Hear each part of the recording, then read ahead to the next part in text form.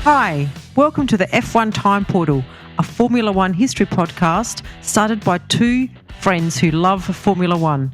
I'm your host, Rosa. And I'm your hippie host, Luigi. And today we're taking you back to the remainder of the 1960 season. So let's go. So we're up to race 7, the Portuguese Grand Prix, race 7 of 9. The race was actually held on the 14th of August at Oporto, 55-lap race, 15 drivers with one driver as a non-starter, and the grid formation was 3x2x3. So, of great excitement for this race is that Moss was back in his Lotus Climax, apparently fully recovered. I was going to say, how fully recovered can you be after? It hasn't been that long. How long has it been? I don't know. When did he have his accident? This is August. Yep. And I'm trying to go back to when Moss had his accident. It's only it was that horrific race. It was in Spa, wasn't it? Yeah, that was in Which is Spa. Belgium. That was June 19. Okay, so 3 months. Yeah. And I mean, don't forget, Gurney was driving with a plaster. A cast, that's true. So yes. Who knows? He's got a neck brace, a back brace. Yeah. He had a back injury. Yes. He's got a back brace. I know. Well, let's see what he can do. Yeah. Okay. So on the first day of qualifying, Moss put in a very strong performance to actually be second. Okay, that's pretty good. Yeah. There was also relief that Taylor in the Cooper had an accident, and while his car overturned and was damaged badly, Cooper was lucky to just have some cracked ribs and lacerations. So that's a good thing. Yes. On the second practice session on Saturday, the conditions were actually more favourable for fast times. Clark flew off on one of the corners and into the straw bales. Safety bales. Safety straw bales. Haven't heard that for a while, have we? No. Yeah. He damaged his Lotus, but luckily not himself. So we had a few what I would call semi-near misses. Yes. And yeah, especially someone of the calibre of Clark. Exactly. And this is where you think, is it the cars? Is it the drivers pushing? It's just, there's just a lot happening. Yeah. So it was Surtees in the Lotus that surprised all. Hang on. Surtees, wasn't he in the Ferrari or was he in the Lotus? No, he's in the Lotus. He's in the Lotus. Oh, sorry. No, he has not been in the Ferrari this year whatsoever. Okay. That's right. It's Von Trips. It's Von Trips and Allison in the Ferrari. Yes. Yes. Sorry, my mistake. So Surtees in the Lotus surprised all because he was aided by a slipstream from Gurney, and Surtees set a blistering time of 2 minutes 25.6, and he beat Gurney by 0.07 seconds to get pole position. Wow. So Gurney in the BRM, so pretty tight. Yes. And remember, Surtees only made his debut earlier this year. Yeah, that's right. And he's missed races as well. Yes. So he's still a total rookie. Yes. Even though he's a two-world champion. Even Brabham Cooper in third was 0.5 seconds back. So it showed how tight it was between Surtees and Gurney. Moss qualified fourth. With Graham Hill fifth in the BRM. Hey. So at race start, Graham Hill was determined not to be left behind. In fact, in his eagerness to not be left behind, he started creeping forward. So this led the rest of the grid to follow suit until the entire front row, plus Hill's car, was a car's length over the line. What? Tell me someone took action. They can't start the race over the line. I know. It's nuts, isn't it? What? There seem to be no consequences for this. When did the breaking the start thing rule come in then? And he was in fifth place on the second row. Surely that's a jump start. Oh my gosh. Apparently not. Okay.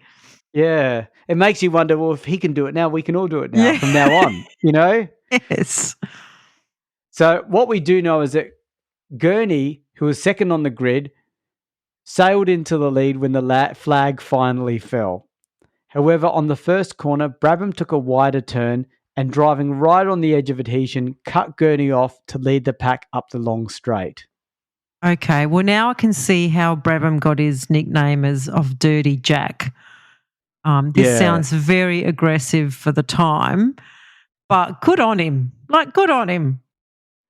You know what? The mere fact that Mike Lang is a very gentle soul in the way he words things, and I think he's being very polite when he says very diplomatic. On the edge of adhesion, yes. cut Gurney off. Yes. He's meaning something a lot deeper than that. I think he is. He's being a bit diplomatic, but we can all read between the lines. Yeah. So Gurney, though, obviously perhaps seeing red, fought back and under braking at the second straight repassed Brabham. In the meantime, Von Trips and the Ferrari overcooked it, hit the safety straw bales, and lost nearly 2 minutes fixing a dented nose. Why would you need to fix a dented nose? Would it be that big a deal? Like aerodynamics were not such a big thing. deal I was about back to then. say it wouldn't matter. It wasn't about the aero, but I don't know. It obviously did something else to the car. It must have. So at the end of lap 1, Gurney was leading, followed by Brabham in the Cooper, Moss in the Lotus, Surtees in the Lotus. Was he in the Lotus? Yes, he was. Yes. And Ireland in the what was Ireland in? Ireland was in the Lotus as well. So a few because Lotuses there's lots of there. different Lotuses out there, isn't there? Yeah. Some of the Lotus official team, Lotus Climax, some have a different engine. Yeah. So on lap 2, Brabham ran wide and let a few cars past. So Gurney, meanwhile, who was in the lead, pressed on, and by the end of the 5th lap, he was 5 seconds in the lead ahead of Surtees. On lap 10, Gurney's lead was down to a second as his engine was blowing oil onto his rear wheels, which was giving him a lot of anxious moments. He must have been slipping and sliding all over the place. It would have been super stressful. Yes. Like your own little rain track that no one else has to deal with. Well, and it's oil. I mean, that's even more slippery than just rain. Oh yeah, totally.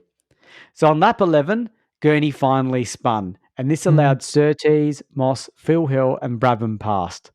From this point on, Gurney's race got worse as his engine went sick and he was soon to retire. Oh, that's a pity. He made such a great start and had a great opening part of the race. Yeah, it's really solid. So Moss also retired at lap 19 due to a misfire. Well, I was hoping he would have left his bad luck. I was hoping that accident was the culmination of all of his bad luck at once. But no. Yeah. But no. No. He still has to retire. That's the rule of Moss, right? Yeah. So we are at half distance, and Surtees had a comfortable lead over Phil Hill and Brabham, who were having a battle for second place. So this was impressive considering Phil Hill's Ferrari was having clutch trouble. Hey? On lap 29, the duel ended as Hill missed a gear change and went in amongst the straw bales. Oh, gosh. Safety straw bales, thank you, sorry. Leaving Brabham in second place 20 seconds behind Surtees. So Surtees was really having a good race of it. Once Gurney was out or basically derailed by his own tyre engine. Yes. However, things were not all good with Surtees either, for fuel had been seeping onto his feet. What? Since the start of the race. That must burn. I don't know. I'm pretty sure fuel doesn't feel nice and cool. No. Right?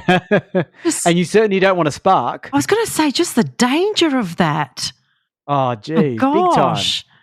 But it's funny that wasn't the thing that was his undoing, because the fuel seeping onto his feet caused his foot to slip on the brake pedal as he was approaching the twisty parts of the circuit. Oh, my gosh. He struck a curb and straw bales. Again, straw bales are really featuring in this race. I can already see someone's going to give TP ranking, TP championship race to straw bales. Yes. Yeah. And this allowed Brabham through into the lead. Oh, wow. Where are we? What track is this again? I've forgotten already, and we've only just started. The Portuguese Grand Prix. It's Portuguese. Okay. Yeah. Wow. Yeah. Hey. So now you've made me lose my spot. Sorry. Give me a second. So Brabham could now ease up, given he was over a minute ahead of McLaren in second place. That showed how many retirements there were at the front end of the field. The rest of the race was relatively uneventful, other than the fact that Moss was disqualified for driving the car in the opposite direction of the race, as he was trying to use this momentum to restart his car, which was not allowed, of course. Oh, come on. That's not fair. Remember Moss helped Hawthorn overturn his disqualification for facing the track on the wrong way? And it actually or something like that. No, it was exactly that. And it cost him was it? and it cost him the championship that year. Where's someone doing that for Moss now? It's so weird. They're so strict about this rule about no outside assistance, no opposite direction. I'm starting to understand now a little bit more about why they called the 50s the gentleman era. Because of the sacrifice. Because of the sportsmanship that was in it, not the way they drove. I think the way they drove was still just as aggressive and just as competitive.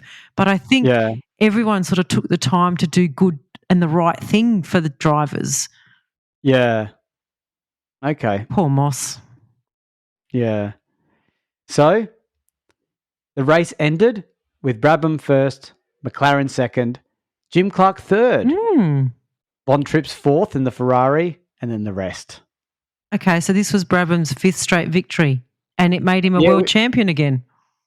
Yeah, and look, he's won a lot of races, but he's been a little bit lucky. Yeah, he's not all of them. Don't get me wrong. He's a few of them he run fair and square. Yeah. He led from start to finish and won by over like a minute. Yeah. But this race was a little bit on the lucky side. We had Gurney who was in the lead dominating. We had Surtees in the lead dominating, and here we have Brabham walking into the fifth race win in a row. Yeah. I think I've said this before, but it's like Jack Brabham and Sterling Moss are like the yin and the yang. Like as unlucky as Moss is as lucky that Jack Brabham is, if you know what I mean. Like they cancel each other out. I mean, I do believe you also make your luck. Oh, I do too. You have to be up there. You have to be gentle with your car. I'm not saying Moss was not gentle on his cars. No. But maybe he wasn't as gentle as Brabham. Maybe. You know? Yeah. Anyway, so the championship standings after this race, we have, Jack Brabham, world champion, 40 points. Bruce McLaren, second on 33. And, Sterling Moss on 11 still. Innes Ireland is on 12. So he got up there. And the constructors, we have the Cooper Climax on 48 over the Lotus Climax on 28 and then the Ferrari on 19. Yeah, I don't think that Ferrari is going to get second. Just a feeling. No. Yeah. Although we have Italian Grand Prix coming up next. Oh, yeah, of course. Everything turns around. The Tifosi has someone to follow. So we're up to the eighth race, the Italian Grand Prix at Monza. It's on September the 4th, a 50-lap race. Normally it's longer. I don't know why it's shorter this year. 16 drivers. I was going to say, I know why it's longer. Or was longer and why this one's shorter. Oh, that's right, because they changed the track. Yes. Okay, got it, yeah. So there's 16 drivers and they're F1 and F2 cars in this race, actually. So they must have been struggling to get enough contenders, maybe because the championship was decided and one non-starter. The grid formation was 4x3x4. So for the 1960 Monza Grand Prix, the organisers decided to use the combined 10-kilometre road and banked track. And now I'm remembering. Yes. As a result of this, the British teams boycotted the event. Yep. So the banking was really dangerous. It was a really rough surface. Remember, it caused a lot of tyres to just disintegrate and fly. Yeah. So, and I think the organisers put it in there so that the Ferraris got a advantage, but the British teams didn't like it. So I think they're boycotting because it was just so dangerous. Yeah, and I wonder if they would have boycotted if the championship wasn't wrapped up. I just wonder. Yeah, probably. Well, exactly. What did they have to fight or risk? Like nothing. Yeah, correct. So this Ferrari front, there was basically a Ferrari front row then, because I think that's pretty much all compromised grid. So it was Phil Hill first, with Ginther second, and how do I say it again? Marise. I don't know. Just say Maires. Yeah, it sounds good. Marise in third. Von Trips in the F2 Ferrari even qualified sixth. So it showed how one-sided this race was, perhaps. Yes. Cabianca also qualified fourth in a Cooper Castellotti. Oh, so this is the Cooper chassis with the Ferrari engine. Yeah, and then I'm strong. Sorry, I shouldn't struggle with these names considering my Italian heritage. Scarlatti. He qualified 5th. Okay, so he was in a Cooper chassis with a Maserati engine. Yeah, really interesting combinations. So they're all coming out of the woodwork now that there's no British teams here. Yeah, we can have fun with this now. Yeah. So at race start, the Ferraris took off in total control. As the leaders came around the first lap, Ginther was leading ahead of Phil Hill. I can just say Hill because there's no Graham Hill.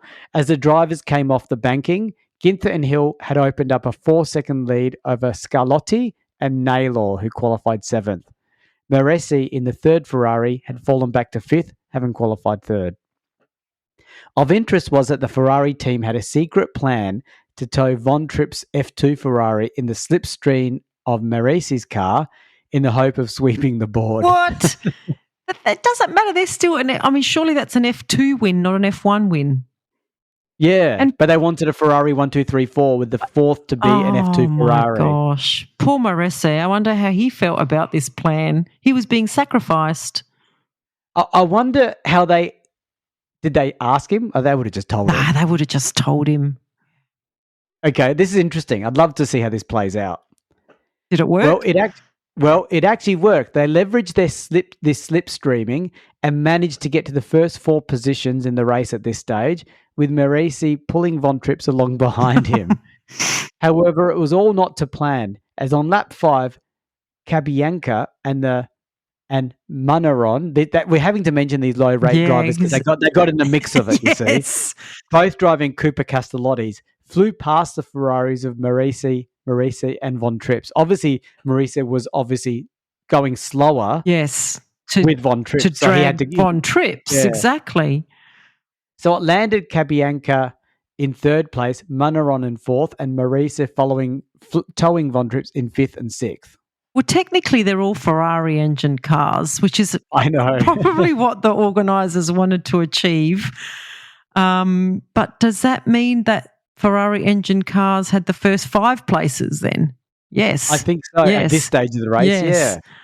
So lap after lap, Maresi, I'm struggling with his name, Mayer. I'm going to call Mayer. Oh, my gosh. So lap after lap, Mayer tried to get himself and Von Trips past the Ferrari engine Coopers of Munaron, but each time Munaron held sway. Right. I think they should just forget this Von Trips F2 strategy. I think they've got bigger matters to attend to here than trying to get an F2 Ferrari up to 4th place. It doesn't make sense because the podium's only got 3 spots. It's like that's the picture moment, right? That's what gets on the newspapers because these are all newspaper sales, right? Yes. Yeah. So in the meantime, we're sort of overlooking the fact that there's these 2 leading Ferraris dominating the race. So Ginther and Phil Hill were well ahead. They even made pit stops on lap 17 and 18 and were still 1st and 2nd after that pit stop stage. Okay. On lap 21, Mayer, remember this is a 50-lap race, Mayer had to take his pit stop, leaving poor Von Trips alone in 5th place. Oh, no. Now what's he going to do? No toe. I know.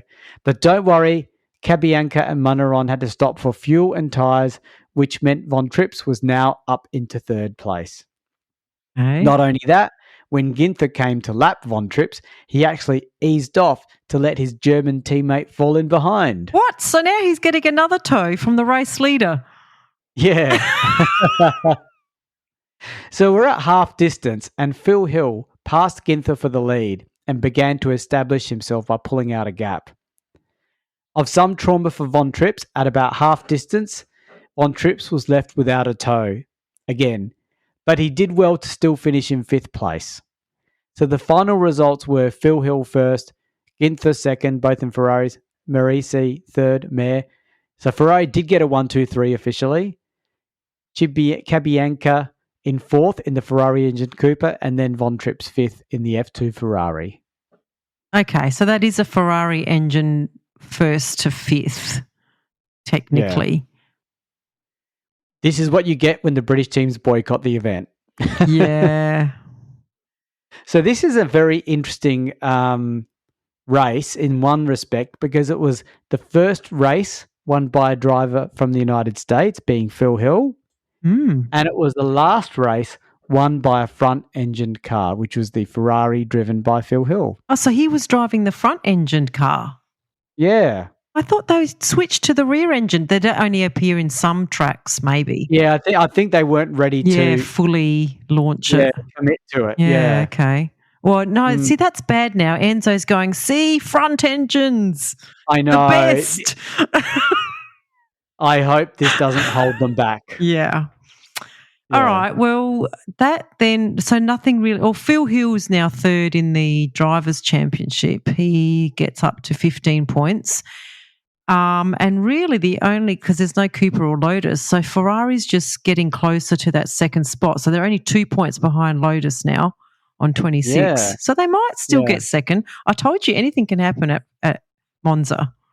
Yeah, that's right. And of course, with your boycott, we get a one-sided event. And don't forget, Jack and Bruce are still first and second in the championship. That hasn't changed. No, that hasn't changed. Well, they didn't race, so yeah. So up to the last race of the year, the United States Grand Prix, and on November the 20th, it was a 75-lap race. There were 23 drivers, and the grid formation is 3x2x3. Now, let me just check where this race was. I was at Riverside, California. Okay. Oh, no. Let me just check. Where was this race? Give me a second, because it's not IndyCar. It is at Riverside. It is, yeah. Okay. Yeah, it is. Yeah, I was just double checking. Yeah. So I've used a crude term. There is no IndyCar race now. No. So this new US Grand Prix, being at Riverside, was relocated there to attract a larger crowd. That was actually the plan.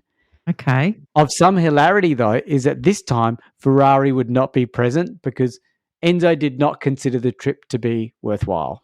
Really? Enzo. He's throwing his weight around again. I guess he might have thought that the US market wasn't a core market for Ferrari sports car sales. Surely the US was a big global player. Yeah. I mean, that's what World War II did. It made US a superpower. Yeah. And surely superpower was by Ferrari sports cars. Well, and especially California. That's where all the rich people are. Yeah. Yeah. What's going on, Enzo? Enzo, come on, get with the times. Yeah, pride. This did not stop his drivers from actually attending the race.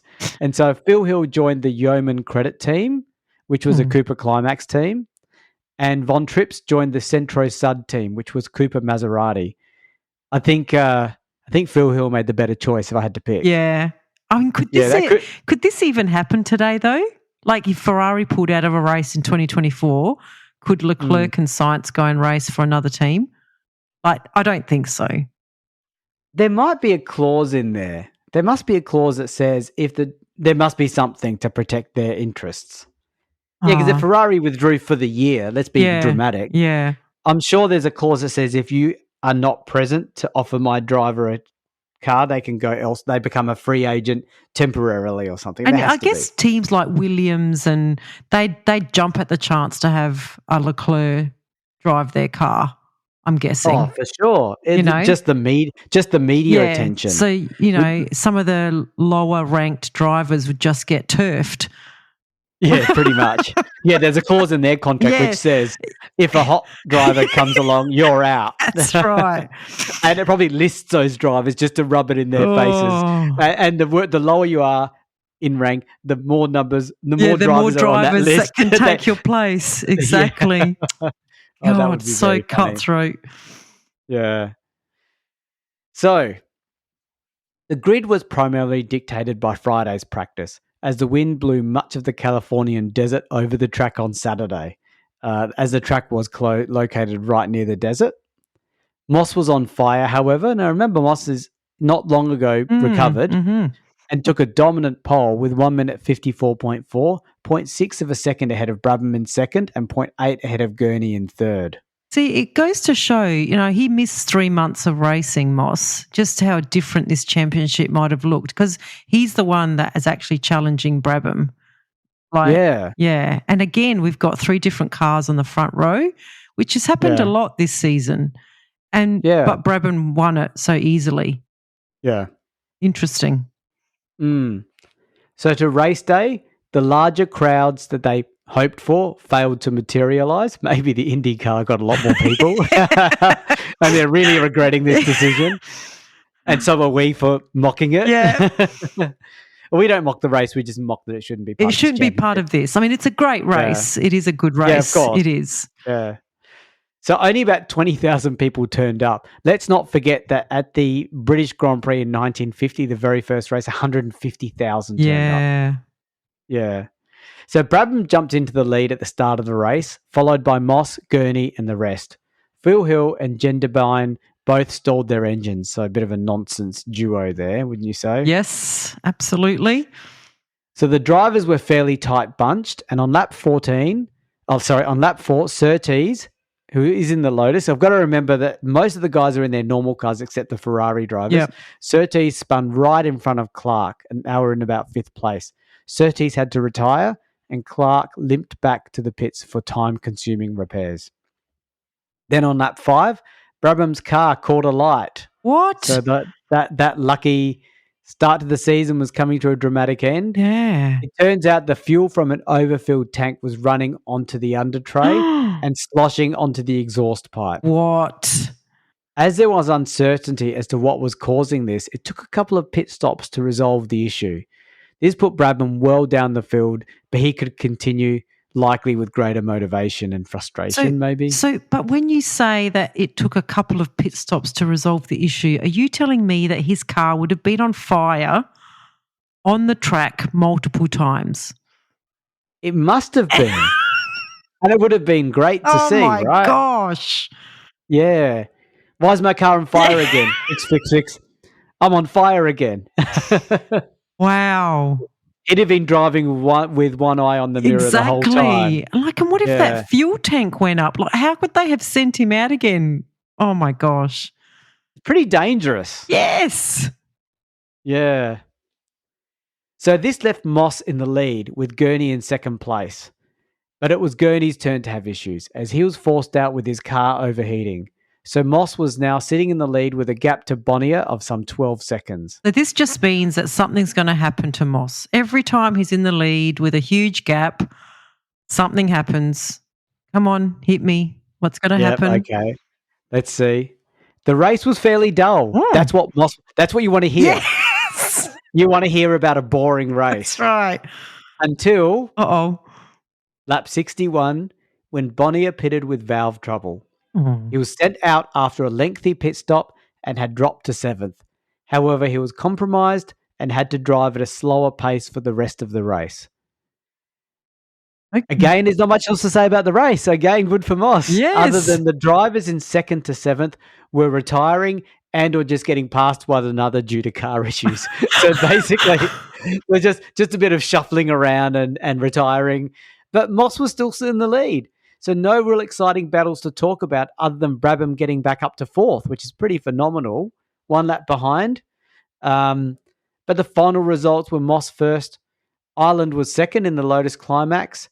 Third was McLaren in the Cooper Climax, and then the rest. Wow, I can't believe that. But again, when everyone else is having really bad luck and bad car troubles, Moss doesn't. Isn't that weird? Second time that's happened. I think there must be some universal balance going on here. Yes. It's like a you know that the scale. Yes. And if Moss retires, everyone goes up. That's right. And when everyone else goes down, Moss goes up. Yeah, he's weighted more in the universe. Sterling Moss. He's got power. Yeah. So the final, I guess, championship standings then for the season is Jack Brabham, championship winner on 43 points. McLaren second on 34 points, and Sterling Moss gets into third on 19 points, a fair way back. But he did miss 3 months worth of racing. Yeah. And in the constructors, Cooper wrapped it up on 48, Lotus on 34, and Ferrari weren't able to gain any ground, and they're in third on 26. So now we have a bit of a closing. Let's talk about 1960. Yeah, what did you think? So my view of 1960 was that I think Brabham sealed the championship with that run of 5 wins, obviously from Zandvoort to Portugal. Remember, the top 6 best results count. If 5 of them are wins, you've pretty much got it. Yeah. However, it didn't quite feel like it when I was reviewing this race. Sometimes he was on fire, And at other times, he seemed that retirements of others were enablers, i.e. Moss in particular. So while I totally believe Brabham was deserving of this championship and on paper was actually even more dominant than 1959, it didn't have that feel that I had for other championship seasons, just a feeling that I had. If Moss didn't have his accident and miss many races, this could have been a Moss championship, but to be honest, he probably would have retired in those races too. Yeah. So it probably was always going to be a Brabham championship, and he did win it, and congratulations to Brabham. Yeah, good on him. I sometimes when it's a bit like, I don't know, in 2023 and 2024 and parts of 22, when a driver is dominating and just wins, you sort of don't realise how good they are. A bit like what's happening with Max. Like, we don't even ever see him racing. Like, he just starts a race and then, 3 hours later he's winning the race. That's what it sort of felt like with Brabham. Like, he had 5 wins, but because we didn't talk about him enough because he was always out the front. And we were sort of focusing on, Mike Lang focused on the fight for second or third or fourth or whatever. So I think he's a little bit of a victim of that. But, 5 wins in a season of 9 races, that's pretty dominating. Not many drivers have achieved that. No, that's right. And I do, like I said before, it would have been interesting what this season could have been like if Moss didn't have to miss because of that accident that he had. It would have been different, I think. The pressure would have built up on Brabham a little bit, But no one really challenged him when Moss wasn't there. Yeah. So, and, I'm not going to talk about Moss's luck again. I've done that all through the podcast. So, the cars were fast. I think we're seeing times tumbling at every track pretty much. Yeah, and these rear-engine cars are really light. Yes. And so the power-to-weight ratios are getting dramatically faster. Yeah. So these cars were not only faster, to the drivers, I imagine they would have felt faster, especially in their more reclined position as they were in the Lotus in particular. Yes. Well, I can't wait for Ferrari to jump on the bandwagon now. I think they will. I hope so. Yeah, and 1961 is a very special season. Okay. Because the actual design logo of the F1 Time Portal podcast is based on that car. Oh, okay. So it's our commemorative season. Okay, well, I can't wait. I'll see you next time then. Excellent. Thanks everyone for listening. Okay, bye. We have a Patreon. Yay, we're a professional podcast now. So it means a lot to us if you are able to support the F1 Time Portal podcast. For a small monthly fee, you not only get ad-free podcast content, you will also receive special episodes that are exclusively uploaded for our Patreon financial supporters. We promise at least 2 additional exclusive episodes each month aligned to the decade we are up to in the show. And you will also be able to make suggestions about any special episodes you may want us to research and present. We can't promise that we can do all of them, but we will consider them. So, if that sounds like an entertainment bargain to you, go and sign up at patreon.com/F1 Time Portal today. If you're enjoying our podcast, please tell your friends and non-F1 friends alike. Yeah, and don't forget to rate us 5 stars or whatever highest is available on the podcast platform that you use. We have a range of social media handles for you to connect with fellow listeners, so look up F1 Time Portal on all the usual platforms. Or visit us at www.f1timeportal.com or email us at f1timeportal@gmail.com. We would like to give credit to our primary reference materials, a series of books called Grand Prix by Mike Lang. We also use many other written and digital references, which are in our show notes. Thank you for your support. Thank you.